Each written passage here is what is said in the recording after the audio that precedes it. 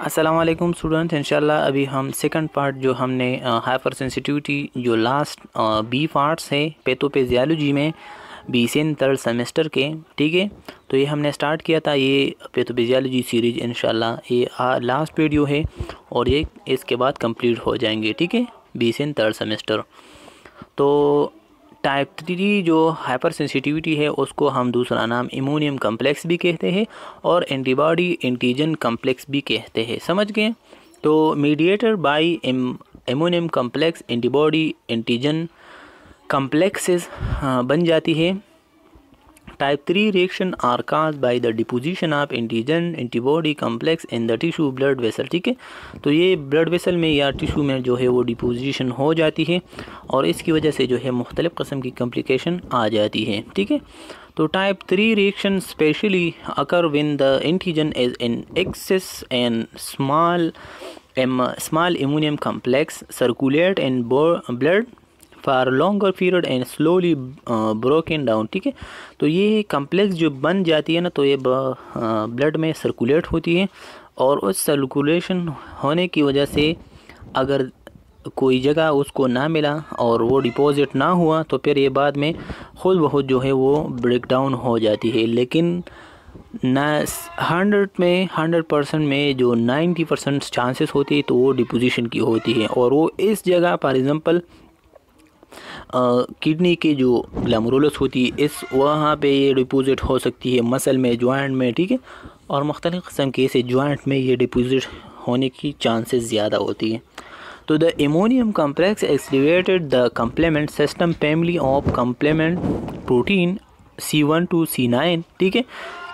तो ये complement protein, ठीक है। तो ये कम्प्लीमेंट प्रोटीन होती है C1 से लेके C9 तक, ठीक है।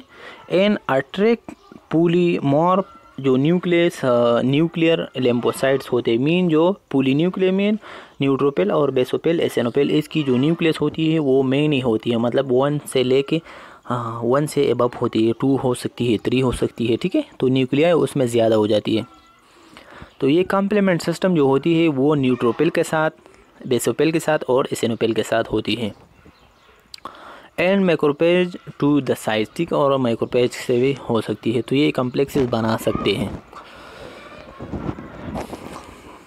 तो ये तो हमारे पास वाइट ब्लड सेल है, मतलब इम्यूनियम सिस्टम की सेल है। तो जब फॉरेन बॉडी आ जाती है तो इसके साथ मिल जाती है और ये फिर बॉडी में सर्कुलेट होती है, ठीक है। लेकिन एमसीक्यूज़ के लिए याद रखें कि जो पॉलीमॉर्फ न्यूक्लियर लिम्फोसाइट होती है, पॉलीमॉर्फ न्यूक्लियर लिम्फोसाइट कौन कौन से हैं? न्यूट्रोफिल, एसिनोफिल, बेसोफिल, ठीक है। और सम जो है मैक्रोपेज से भी हो सकती हैं। तो दीज अटैक या अट्रैक्ट सेल में release protease, reactive oxygen species and inflammatory mediator, ठीक है। तो ये चीज़ें जो है वो प्रोड्यूस होती है that cause the local tissue damage. तो ये प्रोटीएज जो एंजाइम है ये सेल के अंदर रिलीज़ होती है और प्रोटीन की ब्रेकडाउन स्टार्ट करा देते हैं। और जो रिएक्टिव ऑक्सीजन स्पीशी है उसकी जो एग्जांपल है वो हमारे पास जो पीरियडिकल है, ठीक है। तो ये भी ख़तरनाक होती है, मोस्ट जो है वो रिएक्टिव और अनस्टेबल मॉलिक्यूल है। तो इसकी वजह से और इम्प्लीमेंट्री अदर मीडिएटर जो है वो प्रोड्यूस होती है और ये टिश्यू जो है वो डैमेज करा सकते हैं, ठीक है। तो हाइपर सेंसिटिविटी 3 वो रिएक्शन है जब बाहर से एंटीजन आ जाती है और हमारे बॉडी उससे के मुताबिक एंटीबॉडी प्रोड्यूस करा देते हैं और दोनों के दरमियान बांड बन जाते हैं और उस बांड दोनों एंटीबॉडी एंटीजन कम्प्लेक्स बॉडी में सर्कुलेट होती है। तो commonly occur in kidney, lead to the glomerulonephritis and joint which lead to arthritis. तो ये 2 एग्जांपल पिक का और जो है वो अपने जहन में पिक कर ले, ठीक है। ये एमसीक्यूज़ में आते हैं कि ग्लैमरुलोनेफ्राइटिस जो है वो कौन से सेंसिटिविटी के एग्जांपल हैं, ठीक है। तो इस डायग्राम को तो देखें कि इम्यूनियम कम्प्लेक्स मीडिएटर किसी तरीके से बनते हैं। तो ये बेसमेंट मेम्ब्रेन आप ब्लड वेसल होती है, ठीक है। तो immune complexes are deposit in wall of blood vessel, ठीक है। तो ये हमारे पास क्या है कि ये एंटीबॉडी है, ठीक है। उसने कम्प्लेक्सेस बनाया हुआ है, ये कम्प्लेक्स है, ठीक है, एंटीबॉडी एंटीजन की कम्प्लेक्सेस है ये। सेकंड पे ये क्या होता है कि प्रोसेस ऑफ इम्यूनियम कम्प्लेक्स एक्टिवेशन, और इम्यूनियम कम्प्लेक्स एक्टिवेट हो जाती है तो ये कम्प्लीमेंट है attack to inflammatory cells such as neutrophil, तो न्यूट्रोफिल के साथ जो है वो अटैच हो जाती है, ठीक है, एंडोथेलियल सेल है ये। तो ये तो पहले से अटैक हुआ है, ठीक है।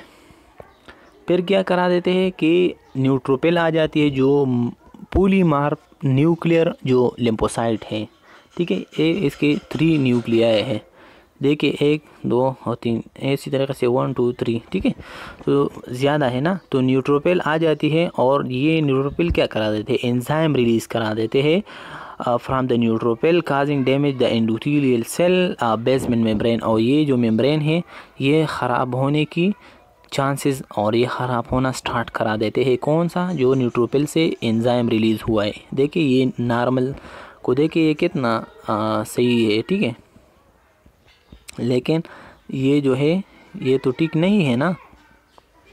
देखिए इसको, ये क्या, ये बहुत मतलब ठीक है, और इसको देखो ये रप्चर सा हुआ है, ठीक है। तो इसी तरीके से जो है अमोनियम कम्प्लेक्स हाइपर सेंसिटिविटी जो है वो अकर होती है, ठीक है। फिर डिसऑर्डर ऑफ टाइप 3 जो रिएक्शन है, तो 2 types of ammonium complex injury are result, तो 2 टाइप्स के जो है वो इंजरी मोस्टली इफेक्ट कराते हैं। एक हमारे पास सिस्टेमिक अमोनियम कम्प्लेक्सेस डिजीज़ करा देते हैं, मीन जो सीरम सिकनेस होती है, और जो लोकल अमोनियम कम्प्लेक्सेस डिजीज़ बनाते हैं तो एथरस रिएक्शन करा देते हैं, ठीक है। तो सीरम सिकनेस जो होती है तो pathogenic ammonium complexes are formed in the circulation that are deposited in the various blood vessels, ठीक है, या various tissues and cause the inflammatory reaction thus, ठीक है। तो सीरम सिकनेस का मकसद यही है कि जब पैथोजन क्या होते हैं कि पैथोजेनिक एमोनियम कम्प्लेक्स बना देती है।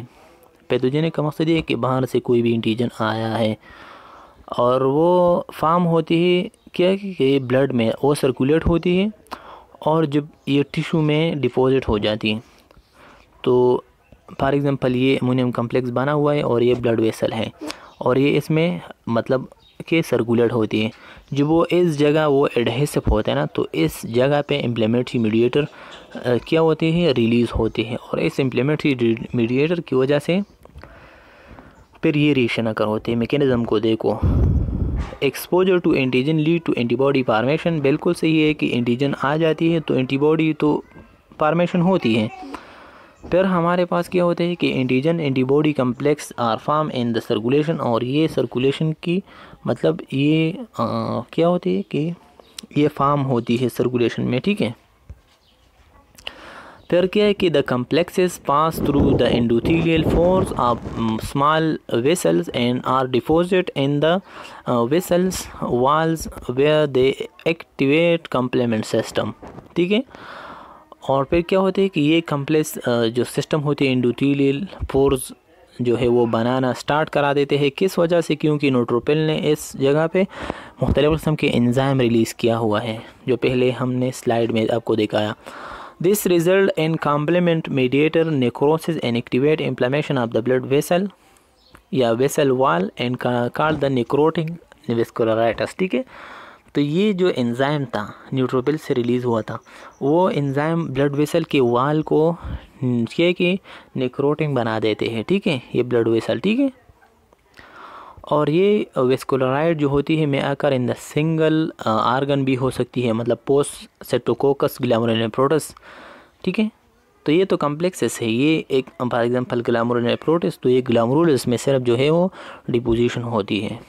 इट में अफेक्ट मैनी आर्गन, मतलब ये ज़्यादा आर्गन भी इफेक्ट हो सकती है कम्प्लेक्सेस की वजह से, एंटीबॉडी एंटीजन कम्प्लेक्सेस की वजह से।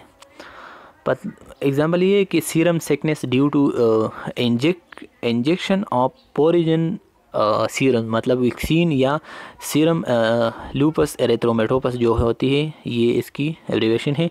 तो सीरम लूपस एरिथ्रोमेटोपस वो मतलब डिसऑर्डर होती है कि जब आपकी सारा सिस्टम किसी कम्प्लेक्स की वजह से इफेक्ट होते। फॉर एग्जांपल ये कम्प्लेक्स बना एंटीजन एंटीबॉडी और ये हार्ट में डिपॉजिट हुआ, तो हार्ट की जो सारे बॉडी तो सप्लाई करा रहे हैं, फिर ये सारा बॉडी आपकी इफेक्ट हो जाएगी। ठीक है, तो ये है हमारे पास जो multiple activities of complement system. ठीक है, तो लाइसिस बना देती है, मतलब सबसे पहले जो टारगेटेड सेल था तो क्या करा देते हैं लाइसिस, मतलब कम्प्लीमेंट जो प्रोटीन था वो आ जाती है और सेल के साथ अटैच होती है। जब सेल के साथ अटैच होती है तो सेल को किल करना स्टार्ट करा। फिर ये जो बैक्टीरिया वगैरह, अगर बैक्टीरिया है तो ये तो कम्प्लीमेंट सिस्टम का एक्टिविटी है, ये पेगोसाइटिक का एक्टिविटी है। तो ऑप्सोमनाइजेशन हो जाती है बैक्टीरिया पेगोसाइटिक की मीन जो पेगोसाइटिक एक्टिविटी है वो एनहांस हो जाती है और ये बैक्टीरिया इस पेगोसाइटिक सेल में आ जाती है जो मैक्रोपेजेस है और ये अपने अंदर ये लेके जाते हैं और एंडोसाइटोसिस और एक्सोसाइटोसिस बना देती है। ठीक है, और ये चीज़ जो है वो किल करा देते हैं जो बैक्टीरिया आया था। ठीक है, फिर एक्टिवेशन ऑफ द इम्प्लीमेंट्री रिस्पांस, तो ये जब अगर कोई भी इम्प्लीमेंट्री रिस्पांस पे ये जो परिजन बॉडी है वो किल करना चाहते हैं तो ये इसी तरीके से होती है कि कम्प्लीमेंट रिसेप्टर आ जाती है और न्यूट्रोफिल को जो है, मतलब जो न्यूट्रोफिल होती है तो ये क्या करा देते हैं, ये ब्लड वाल के साइड पे लेके आता है। नॉर्मली ब्लड में न्यूट्रोफिल चले जाते हैं, तो न्यूट्रोफिल देखे स्टार्ट से देखें कि इम्प्लीमेंट्री रिस्पांस में ऐसा होता है कि आपको पता है कि ब्लड में मुख्तलिफ़ किस्म की कंपोनेंट है वाइट ब्लड सेल के, मतलब हम एग्जांपल ले लें न्यूट्रोफिल बैक्टीरिया के लिए रिलीज़ होती है ना, आपको पता है ना कि जब बैक्टीरियल इन्फेक्शन हो जाती है तो न्यूट्रोफिल सिर्फ रिलीज़ हो गया। ठीक है, तो ये न्यूट्रोफिल क्या होते हैं, इस जगह पे बैक्टीरियल इन्फेक्शन है तो न्यूट्रोफिल ऐसा करता है कि ये इस दीवार के साथ एडजस्ट हो जाती है, एडहेशन करा देते हैं। फिर ये एंडोथेलियल जो बॉर्डर है उसमें क्या होती है, इसको देखो कि इसके ये जो एरिया है इसके जो ऐसा रक्त सा होता है ना, तो जॉइंट पे ये कोशिश कर लेते हैं कि वो माइग्रेट हो जाती है ब्लड के टिश्यू में। ठीक है, तो ये टिश्यू में क्या हो जाती है, ये बाहर चले जाते हैं। जब ये बाहर आ जाते हैं इस जगह पे तो कास की किस चीज़ को कास करा देते हैं, इस जगह पे पेगोसाइटिक एक्टिविटी हो जाती है। ठीक है, और ग्रेनुलेशन जो सेल आया था बैक्टीरिया वगैरह वो ख़राब करा देते हैं। क्लियरेंस ऑफ एमोनियम कम्प्लेक्स होती है, अगर एक ऐसा कम्प्लेक्स बना हुआ है, ये कम्प्लेक्स है। ठीक है, तो कम्प्लेक्स ऐसा कराते हैं कि पेगोसाइटिक सेल जो होती है, मतलब मैक्रोपेजेस, ये उसको डिटेक्ट करते हैं और ये अपने आप के अंदर लेके आता है और फिर पेगोसाइटिक एक्टिविटी हो जाती है और किल हो जाती है। समझ गए। और इसी तरीके से जो थर्ड है हमारे पास एथरस रिएक्शन, तो एथरस वो है कि this is localize immune complex injury in which tissue necrosis occur at the site of entry of antigen. तो एथरस रिएक्शन वो रिएक्शन होती है जो कि लोकलाइज एमोनियम कम्प्लेक्सेस की वजह से हो जाती है, मतलब कोई इंजरी हो गया, निक्रोसिस हो गया, ग्रुप ऑफ सेल जो है वो डेथ हो गया।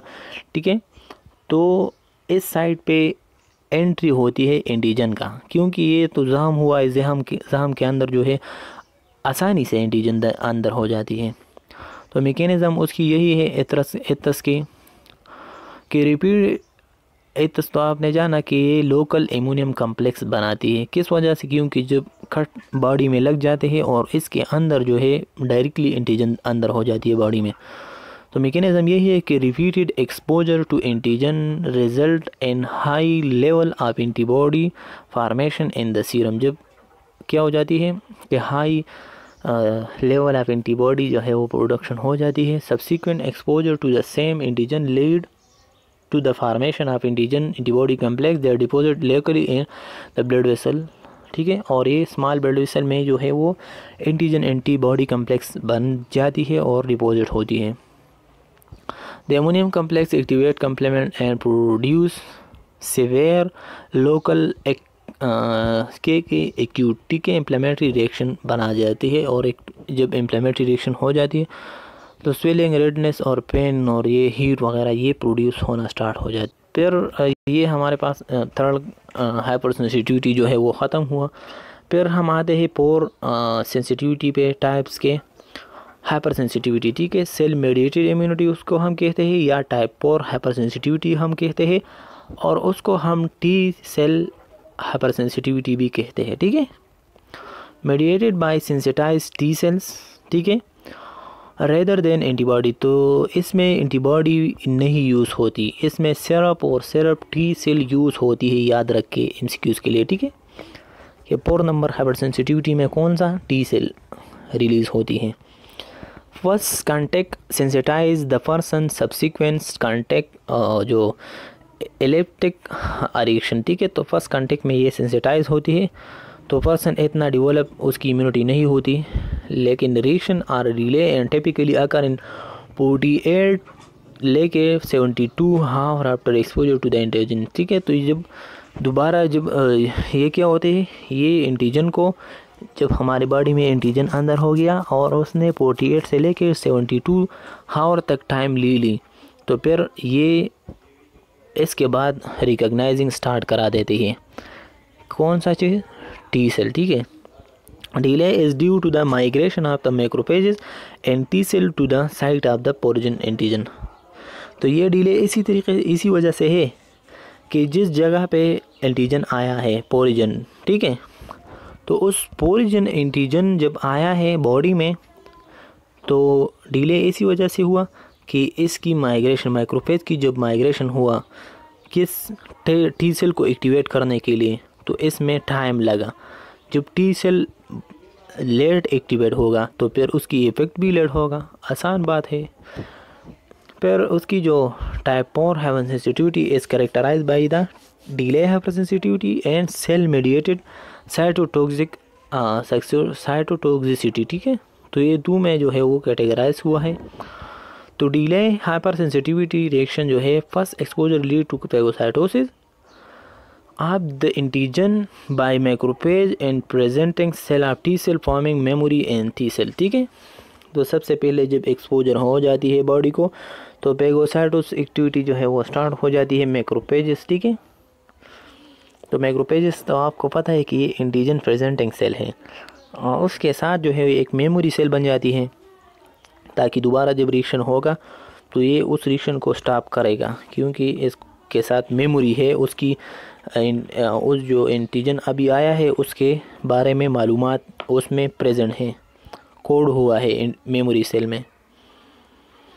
तो फर्स्ट एक्सपोजर जब हो जाती है तो फेगोसाइटिक होती है phagocytosis activity.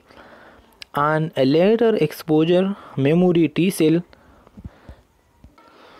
And T cell जो होती है CD4 helper T cell secrete interferon which activate macrophages.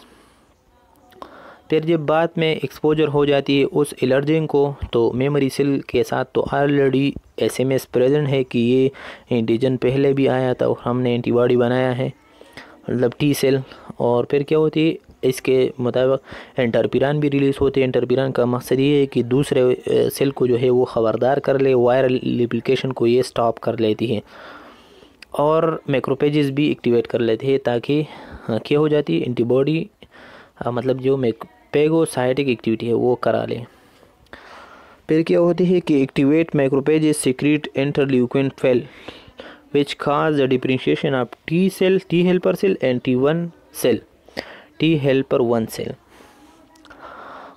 They destroy the antigen. और फिर ये इंटरल्यूकिन फेल जो होती है ये डिफरेंशिएशन कर लेते हैं कि हेल्पर टी सेल कौन सा है, और जो एबनॉर्मल टी हेल्पर 1 सेल था, तो इसको डिस्ट्रॉय करने की के लिए ये एक मैक्रोफेज एक्टिवेट होती है।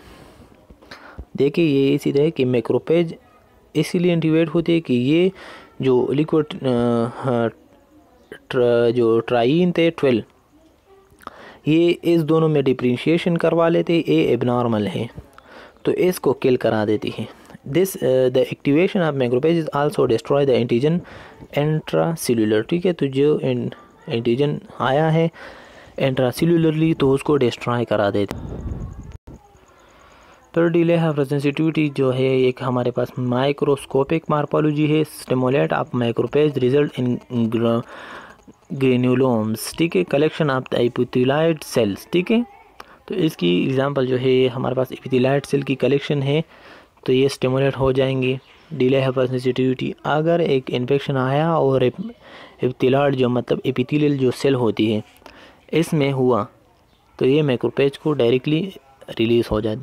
फिर इनसाइटिंग एजेंट मतलब माइकोबैक्टीरिया, फंजाई, पैरासाइट, इसके मुताबिक जो है डिले हाइपर सेंसिटिविटी डायरेक्टली जो है वो क्या होती है, रिस्पांस स्टार्ट कर लेते हैं। ये इसकी इनसाइटिंग एजेंट है, जिस एजेंट की वजह से टाइप 4 हाइपर सेंसिटिविटी अपनी हालत में बॉडी में क्या होती है स्टार्ट कर लेते हैं। मतलब टाइप 4 हाइपर सेंसिटिविटी आते हैं इस एजेंट की वजह से, माइकोबैक्टीरियम, फंजाई, पैरासाइट, और वो कौन से डिले हाइपर सेंसिटिविटी, ठीक है। फॉर एग्जांपल ट्यूबरकुलिन जो रिएक्शन होती है मतलब ट्यूबरकुलोसिस की, ठीक है, और ग्रेनुलोमेटस जो इन्फ्लामेशन होती है। तो ग्रेनुलोमेटस जो होती है तो ये भी हमारे पास जो वाइट ब्लड सेल की मतलब मुख्तलिफ किस्म की रिएक्शन की वजह से इन्फ्लामेशन, ठीक है। फिर हमारे पास क्या होता है, दूसरी जो रिस्पांस थी वो टी सेल मीडिएटर साइटोटॉक्सिसिटी थी। तो पहले जो है हमने पढ़ लिया कौन सा वाला था, जो कि डिले हाइपर सेंसिटिविटी का टाइप्स था। और ये दूसरा जो टाइप्स है टी सेल मीडिएटेड साइटोटॉक्सिसिटी, तो सेंसिटाइज CD8 सेल जो है साइटोटॉक्सिक सेल को हम CD8 सेल कहते हैं। किल एंटीजन बेयरिंग सेल्स, ठीक है, तो उसको हम एंटीजन बेयरिंग सेल को कहते हैं, उसको कहते हैं। The CD8 cells accomplish this by releasing perforin that produce hole in the plasma membrane of the cell. तो ये CD8 सेल ऐसा करता है कि जो एंटीजन आया है उसकी मेम्ब्रेन में पोर बनाने के लिए ये फार्पोरिन रिलीज करता है। कौन सा CD8 सेल, तो MCQ के लिए याद रखें कि फार्पोरिन कौन सा मतलब और सेल कराते हैं, CD8 सेल जो होती है, और ये मेम्ब्रेन में एंटीजन के मेम्ब्रेन में होल बना देते हैं। फिर allowing grain enzyme to enter the cell, grain enzyme that activate apoptosis, और फिर ये ग्रेन एंजाइम एंटर हो जाती है सेल में उस फार्पोरिन के, और ये ख़त्म करा देते हैं। मतलब कॉन्टैक्ट डर्मेटाइटिस जो है ये एग्जांपल है इसके, जो जब हम कोई भी डर्मस की मतलब एलर्जी में आप इन्वॉल्व होती है और किसी ऐसे एलर्जन के साथ आपकी कांटेक्ट आ जाते हैं तो ये कांटेक्ट की जो डर्मेटाइटिस होती है वो अकर होती है, ठीक है। तो ये आप सर्च कर ले नेट पे तो बहुत ज़्यादा अच्छी तरीके से इसे समझा जाएंगे, ठीक है। तो ये था हमारे पास, तो इसको देखो ये हमारे पास क्या है कि allergic contact dermatitis response to poisons IV hapten, ये हमारे पास एक प्लांट है पॉइजन IV हेप्टन, ठीक है। और ये क्या करा देते हैं, ये प्लेसेंटेडर का केडोकोल मालिक्यूल, ये एक टाइप्स का मालिक्यूल है, ये रिलीज़ करते हैं, ठीक है, एज अ स्पोर्स, और ये स्किन प्रोटीन है। तो ये स्किन प्रोटीन के साथ इसी तरीके से बाइंड होती है। जब आपकी स्किन के प्रोटीन के साथ इसी तरीके से बाइंड होती है तो जो pentadecacatechol molecule combine with the skin protein, ठीक है, तो जब हो जाती है तो 1 to 2 डेज़ में क्या होती है इसकी सेकेंडरी, तो देखें इस जगह से आती है। तो टी सेल, तो आपको पता है कि ये जब हम ये पढ़ रहे हैं पोर सेल हाइपर सेंसिटिविटी पोर, ठीक है, टाइप 4, तो टाइप 4 में तो ऑलरेडी टी सेल होती है। तो टी सेल क्या होते हैं कि इवॉल्व होती है और इसको मेमोरी टी सेल भी होती है, उसके साथ मेमोरी भी होती है ना। तो ये प्राइमरी कांटेक्ट में ये कोई भी मसला नहीं काज कराते, ठीक है, लेकिन जो सेकेंडरी क्या होते हैं कांटेक्ट में होते हैं ना, तो ये मेन एक्टिवेशन आपका टी सेल करा देते हैं और अपने जो आपके सेल होते हैं वो उसको ख़त्म करने की कोशिश कर लेते हैं, ठीक है। तो ये था हमारे पास जो हाइपर सेंसिटिविटी की लास्ट यूनिट था पैथोफिजियोलॉजी में, तो हमने इंशाल्लाह कंप्लीट किया। हम एक बार अल्हम्दुलिल्लाह पढ़ेंगे और ये जो है आपने देखा, तो थैंक यू फॉर वाचिंग। और अगर आपकी यूनिवर्सल लेक्चर अहमद पे नहीं हो तो सब्सक्राइब कीजिए और लाइक कीजिए। खुदा हाफिज़, अपना ख्याल रखिए।